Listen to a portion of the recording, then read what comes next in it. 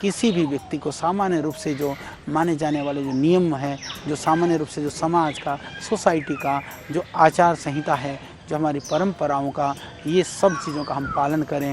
रात्रि में अनुचित स्थानों पे, सुबह कहीं इधर उधर घूमना, फालतू का काम करना, ये सब नहीं करना चाहिए।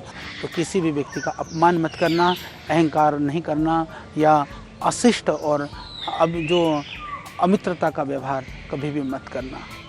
और ये इनसे बच कर के रहना बहुत ज़रूरी है, क्योंकि हम अहंकारपूर्ण, जब हमको मौका मिलता है तो हम पूरा अहंकारपूर्ण व्यवहार कर करके हम दूसरों को दिखा देते हैं कि देख मेरे अंदर भी दम है, पर बाद में फिर वही किसी न किसी रूप में हमारे साथ गलत व्यवहार करता है। गलत व्यवहार कर करके फिर हमको पीड़ा पहुंचाता है। तो इस तरह से जिन व्यवहारों से हमको कष्ट पहुंचने की संभावना हो, दूसरों को पीड़ा नहीं दे रहे होते हैं, हम अपने आप को अपने लिए पीड़ा इकट्ठा कर रहे होते हैं। ध्यान रखें, चुगलखोरी नहीं करें, दूसरे की बातों को, दोनों बातें खतरनाक हैं, दूसरों की जो गोपनीय बात हैं उन बातों को भी प्रकट न करें, और किसी के साथ किसी की चुगलखोरी भी हम न करें, क्योंकि ये अहितकर है। और इसी तरह से जहाँ कहीं बैठे वहाँ पर वृद्ध लोग हों, अध्यापक हों, समूह में बैठे हुए जो लोग हों, या जिनके प्रति जिनसे हमारा जीवन चलता हो, विशेष कर करके मैं देखता हूँ जो कर्मचारी होते हैं, जिन जिन संस्थानों में काम करते हैं, यानी वहाँ से तुम्हारा घर चलता है, तो मैं हमेशा कहता हूँ कि उस संस्थान को आपको मातृ संस्था माननी चाहिए।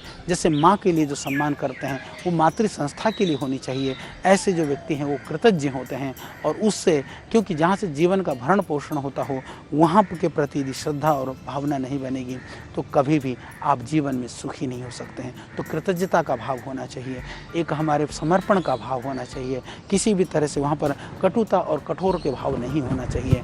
और बहुत ज़्यादा बोलना, अनावश्यक बोलना, कई लोग इस तरह की बातें करते रहते हैं जहाँ ज़रूरी भी नहीं है, फालतू बोलते रहेंगे, अनावश्यक रूप से चीज़ों को ढूंढते रहेंगे, कभी ये बात ढूंढी, कभी ये ढूंढी। जैसे होता है ना, जो पंचतंत्र की कहानी हम कहते हैं ना, वो अपरिमित असमाप्त कहानियाँ होती हैं, उनके पास कोई काम नहीं होता है, वो इतने बातूनी होते हैं कि बात ही बात करते हैं। तो बहुत बातूनी नहीं होना। और कई लोग ऐसे होते हैं कि जिनके अंदर बिल्कुल सहनशीलता नहीं, थोड़ी सी, अच्छा मेरे को कैसे कोई कह सकता है, मैं तो नहीं सहन कर सकता, मेरा तो बस का काम नहीं है, मैं तो नहीं करूँगा, अच्छा चल मैं तो तेरे को देख लूँगा। इस तरह के भाव रखने वाले लोग भी वो कभी सुखी नहीं रह सकते। तो कभी भी तिरस्कार भी ना करें, प्रतिकार की भावना भी ना रखें, और सहिष्णु बने, सहनशीलता को बढ़ाएं कि कोई नहीं प्रभु, तूने मुझे पीड़ा दी है, तू मुझे शक्ति भी दी है, मेरे अंदर, मेरे को इन प्रतिकूलताओं से नहीं, मेरे अंदर प्रतिकूलताओं से बचाने की जगह मुझे अतिरिक्त सहनशीलता दे, जिससे कि मैं इन प्रतिकूलताओं को सहन कर सकूं। ऐसी भावना के साथ में हमको परमात्मा से प्रार्थना करनी चाहिए। तो दुस्साहसी नहीं बनना चाहिए, हमको दुर्बुद्धि नहीं बनना चाहिए, इसके बनना ये ठीक नहीं है। और जहाँ आप किसी भी संस्थान में आप काम करते हो, किसी भी संस्था को आप चलाते हो, किसी भी पद प्रतिष्ठा में आप हो, तो आपके नीचे भी तो बहुत सारे लोग होंगे। हो सकता है आपको रिपोर्ट करनी पड़ती हो किसी को, पर आपके इर्द गिर्द भी तो आपके जो मित्र मंडल भी होंगे, आपके साथ काम करने वाले लोग होंगे, उनको भी कहा कि अच्छी तरह से देखभाल कर लेना। यदि आप ठीक से केयर नहीं करोगे तो कभी भी आपको कोई भी परेशानी हो सकती है। उनकी उपेक्षा करोगे तो कहीं भी आपको परेशानी हो सकती है। तो कहा कि उनकी उपेक्षा भी ना करो, उनका देखभाल करो। हम देखते हैं कई जगह पर कई लोग काम करते हैं, वो लोग बड़ी भावना से, बड़े प्यार से घर की तरह से रखते हैं, प्यार से बात करते हैं, पर कई जगह पर हमने देखा उनको इतनी तिरस्कृत किया जाता है, इतनी हेय दृष्टि से देखते हैं कि वो बहुत ही गलत है। क्योंकि यदि कोई आप पर आश्रित है तो कहीं ना कहीं आप उस पर भी आप आश्रित हैं। यानी कि एक नौकर जो आपके यहाँ काम करता है, एक झाड़ू पोछा लगाने वाली जो छोटी सी बाई है जो काम करती है, वो माँ बहन, वो यदि आप पर आश्रित है ना, आपके पैसे से उसका परिवार का भरण पोषण होता है, तो ध्यान रखना उसके श्रम से आपका परिवार का भरण पोषण होता है। वो परिश्रम करती है तो तुम्हारा घर चलता है। यदि उसने परिश्रम नहीं किया तो तुम्हारा घर भी नहीं चलेगा। इसलिए जितनी आपको उसकी ज़रूरत है उतना ही मैं ये मानता हूँ कि वो तो आपके यहाँ बिना काम करे भी और कहीं काम करके जीवन का भरण पोषण कर लेगी, पर तुम क्या करोगे? तुम अपना काम तो नहीं कर सकते। तो फिर इसीलिए जो है आपको और पीड़ा हो जाएगा और आप और पीड़ा में रहोगे। तो इसलिए ज़रूरी है कि जो आश्रित हैं उन पर हमेशा विश्वास करना और उन पर जो है संदेह न करना। क्योंकि कई बार हमने देखा है किसी भी कार्य में, किसी भी ऑफिस में जब आप होते हैं तो आपको कई व्यक्ति के पुरुषार्थ के प्रति या किसी के ईमानदारी के प्रति बहुत शंका होती है कि ये लगता है कि ये बदमाश है, ये बेईमान है, ये सज्जन है, तो उससे भी हमेशा एक अवसाद की स्थिति रहती है। इसलिए ध्यान रख लेना, या तो विश्वासी नहीं है तो आप विश्वासी बनाइए, कोई गलती करे तो समझाइए, अन्यथा उसको उस कार्य से हटने के लिए कहिए, जिससे कि आप तनाव मुक्त होकर के आप कार्य कर सकें, आपके अपने जीवन को आगे बढ़ा सकें। इसलिए हर किसी पर, कई लोग ऐसे होते हैं हमेशा शंका करते रहेंगे, उनको लगता है कि हर कोई चोर है, ये भी चोर है, ये भी चोर है। कुछ लोग ऐसे भी होते हैं, वो अपने आप को तो पूरा ईमानदार मानते हैं। भाई आपको ईमानदार होना ज़रूरी है, पर हर किसी को चोर समझना भी गलत है, हर किसी के ऊपर संदेह करना भी गलत है। इससे आप हमेशा तनाव में रहेंगे। यानी आप ईमानदार बनिए, पर दूसरों को, हर किसी को भी चोर मत समझिए, तभी आपको सुकून और शांति मिलेगी। अन्यथा आप हमेशा शंका में रहेंगे, हमेशा भय में रहेंगे, हमेशा आप परेशानी में रहेंगे। इसके अलावा जैसे कोई भी काम में आपको शुरू करना हो, काम करने से पहले या उस काम के बारे में थोड़ा सोच विचार लें। कई बार क्या होता है कि आदमी ये काम भी शुरू कर देता है, वो भी शुरू कर देता है, इधर भी शुरू कर देता है, चारों तरफ वो टांग फैला लेता है। टांग फैलाने के बाद में क्या करता है, फिर बाद में एक काम भी नहीं होता, फिर अवसाद में आ जाता है, तनाव में आ जाता है, परेशान होकर के किंकरद विमुख हो जाता है। तो इसलिए पहले ही सोच लो ना, काम करने से पहले सोचो। और एक एक काम को करके, काम दो तरह से होते हैं, क्योंकि मैं भी एक एडमिनिस्ट्रेटर हूँ, मुझे भी एडमिनिस्ट्रेशन में रहना पड़ता है। वो तो आप लोग सम्मान करते हैं, प्यार करते हैं और आप लोग भरोसा करते हैं। तो इस आयुर्वेद की विधा से भगवान ने मुझे जोड़ा, तो आयुर्वेद को लेकर के हम आपको कुछ ना कुछ बताने का प्रयास करते हैं। तो जैसे हम काम करते हैं तो हम दो तरह से काम करते हैं। एक तो ये कि कोई काम होते हैं जो एक काम समाप्त होने के बाद दूसरा करना चाहिए। कुछ काम ऐसे होते हैं कि एक साथ पैरेलली 3-4 कामों को किया जा सकता है, कि एक समय पर एक ही काम करना ज़रूरी नहीं होता है, परंतु एक समय पर जो एक ही साथ काम करने पर कोई काम बाधित न हो, ये ध्यान रखना ज़रूरी होता है। यानी कि यदि आप ज़िंदगी में सोचोगे एक काम निपटा करके मैं फिर तभी दूसरा करूँगा, दूसरा निपटा कर मैं तीसरा करूँगा, तो ज़िंदगी में मेरे भाई कभी भी आप ज़्यादा काम नहीं कर सकोगे। पर यदि आप सोचो कि मैं एक साथ ही सारे काम निपटा करके चलूँगा, तो भी कभी हो नहीं सकेगा। यानी कि यदि आप एक कदम को नहीं उठाएंगे तो आप चलोगे कैसे? यदि दोनों टांग उठाओगे तो पिछोड़ा ठीक वो ठुक जाएगा, उसको ठोकने से, गिरने से कोई नहीं बचा सकेगा। इसीलिए अच्छी प्रकार से सोच कर करके तब कार्य प्रारंभ करना चाहिए। और काम शुरू कर दिया है तो फिर टालने की कोई गुंजाइश नहीं होनी चाहिए, क्योंकि कार्य शुरू किया है तो पूरा पुरुषार्थ चाहिए। क्योंकि लोग कहते हैं कि नहीं तो फिर क्या होगा, या तो आप काम अधूरा छोड़ दोगे या कोई टालोगे, लटकाओगे। इस तरह की आदत से हमको बचना चाहिए। काम को ना लटकाना है, ना टालना है, ना अधूरा छोड़ना है। शुरू करने से पहले सोचना है, सोच दिया तो फिर पूरी जी जान से उस कार्य में हमको प्रवृत्त हो जाना है, लग जाना है। तो किसी भी काम में सफलता मिलने पर कई बार आदमी ये होता है कि सफलता में भी आपा खो देता है। उसको लगता है कि बस तू ही दुनिया में सबसे बड़ा शहंशाह है, तू तेरे से बढ़ कर के कोई नहीं है। मैं निवेदन करना चाहता हूँ, सफलता में, अति हर्ष में कभी आपा मत खोना और अहंकार और अभिमान मत करना। आप सफल भी हो गए हो ना मेरे भाई, ऐसी सफलताएं तो न जाने कितनों को पहले मिल चुकी हैं। फिर काहे का अभिमान, काहे का अहंकार? नहीं अहंकार करना। और यदि आप असफल भी हो गए हो ना, दुखी मत होना। बहुत लोग पहले असफल हो चुके हैं। निराश मत होना। असफल होकर के हताश, निराश और दुखी होने से भी शरीर में रोग की वृद्धि हो जाती है, और हर्ष और प्रसन्नता में, अति अहंकार में आने से भी आपको रोग हो जाता है। हमने देखा कि लोग दुख में, पीड़ा में, दुख और पीड़ा में तो लोग जो है कई बार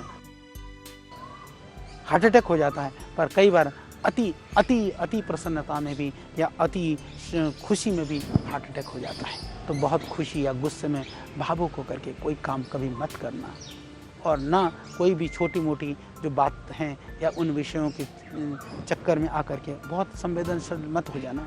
कई बार हो जाता है छोटी सी बातें हम दिल में ले लेते हैं, वो जाकर के हमारे लिए वो बीमारी का कारण बनती है।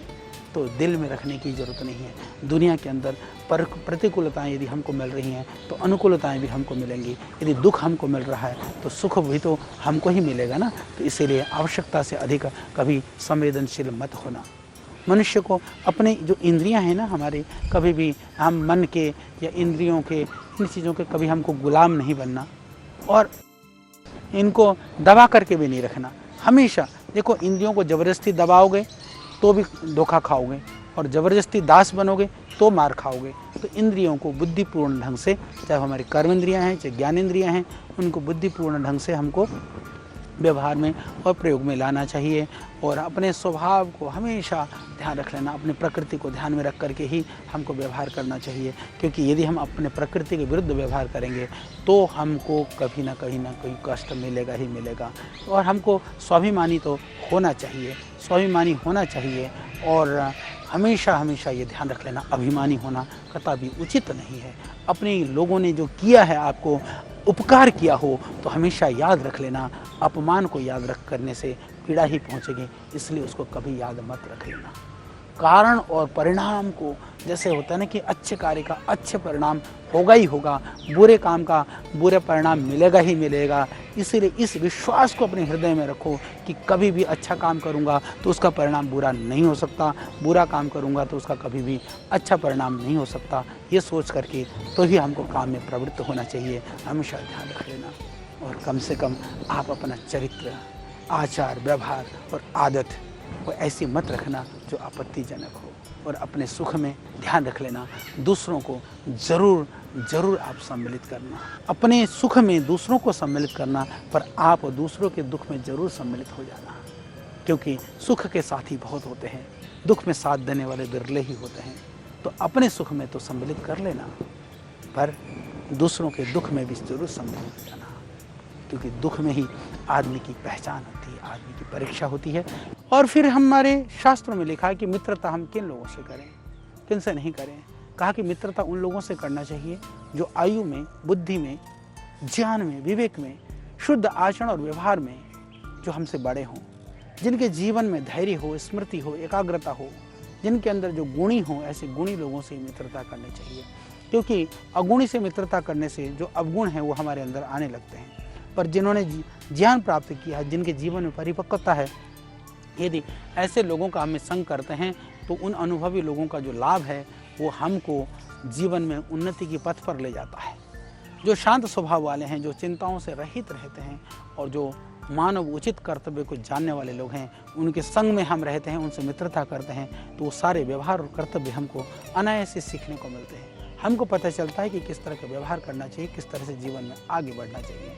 जो सबके साथ अच्छा व्यवहार करने वाले हैं, जो सदा कल्याण करने के लिए तैयार रहते हैं, ऐसे मित्र किसी को मिल जाए तो समझ लेना यह आपका जीवन का सौभाग्य होगा।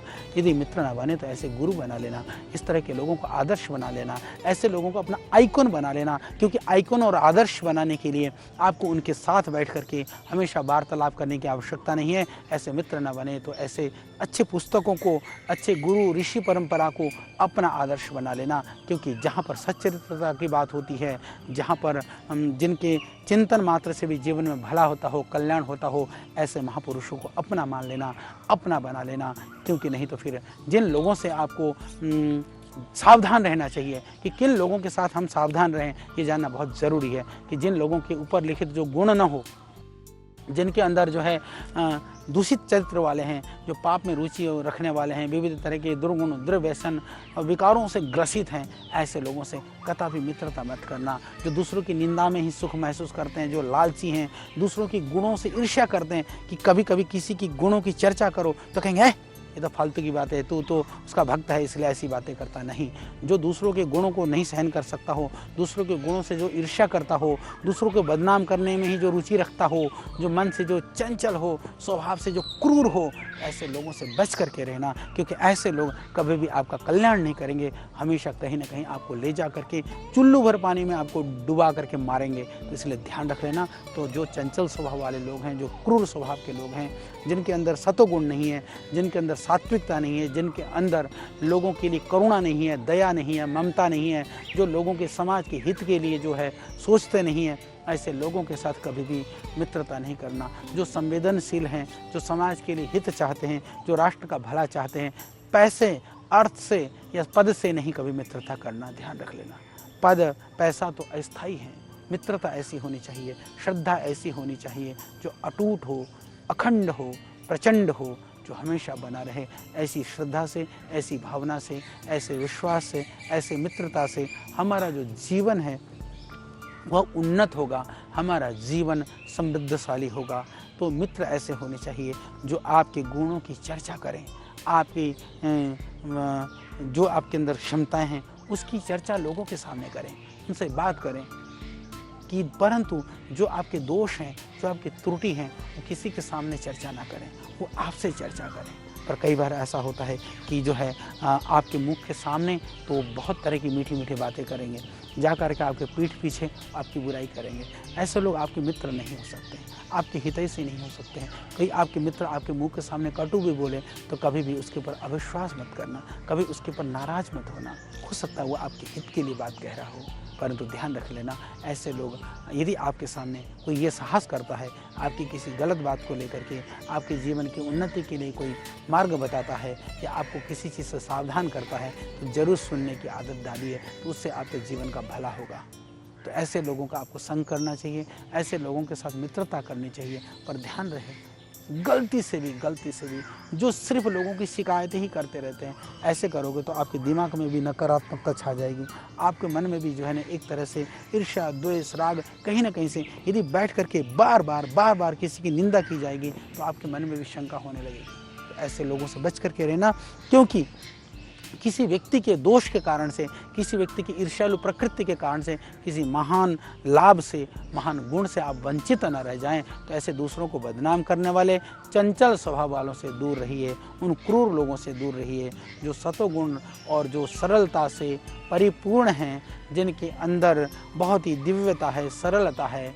वहाँ पर सरलता के लिए, दिव्यता के लिए भौतिक साधन बहुत होना जरूरी नहीं होता है, और ईर्ष्या और ये निंदा, ये दुर्गुण के लिए साधन विहीन होने से नहीं, साधन होने से भी नहीं होता है। तो इसीलिए आप ध्यान रखें, संसार के पदार्थों को देख करके नहीं, व्यक्ति के गुणों को देख करके आप अपनी दोस्ती, अपनी मित्रता और अपना संबंध बना करके रखेंगे तो हमेशा ही आपको सुख लाभ होगा, और आप विविध तरह के विकारों से, रोगों से और दोषों से बचेंगे, और आपका जीवन दिव्य और भव्य बनेगा। आयुर्वेद में ऋषियों ने जिन उपदेशों का विधान किया है, जिन उपदेशों का वर्णन किया है, रोगों को बचाने के लिए, जीवन को उन्नत बनाने के लिए जरूरी ये गुण थे, जरूरी ये जानकारियाँ थी, इसको हमने आपको बताने का प्रयास किया। सुंदर शब्दों में, सरल शब्दों में, निश्चित रूप से आपको कुछ अंश में ही सही इससे लाभ हुआ। आपके जीवन में, आपके परिवार में, बच्चों के चरित्र में इससे परिवर्तन हुआ, तो हम अपने परिश्रम को सफल समझेंगे। तो और भी आयुर्वेद की गूढ़ गहन जो ज्ञान है, उस ज्ञान की विविधताओं को लेकर के हम आपके बीच में फिर हाजिर होंगे। तब तक के लिए आप हमको दीजिए विदा। आपको मेरा नमन, प्रणाम, ओम।